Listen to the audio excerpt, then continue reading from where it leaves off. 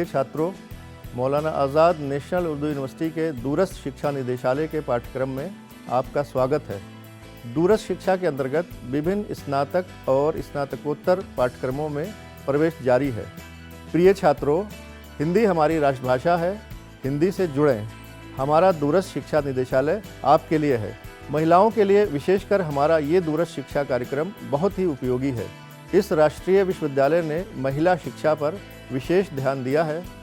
महिलाएं या पुरुष घर में रहकर अथवा अपने कार्यालय के काम के साथ साथ दूरस्थ शिक्षा के अंतर्गत बिना रोक टोक अपनी सहूलत के अनुसार शिक्षा प्राप्त कर सकते हैं। निदेशालय द्वारा हिंदी का पाठ्यक्रम चलाया जा रहा है। एमए हिंदी में प्रवेश के लिए किसी भी विषय में स्नातक की परीक्षा उत्तीर्ण होना चाहिए। इसके अतिरिक्त स्नातक कार्यक्रम में हिंदी एक विषय के रूप में उपलब्ध है।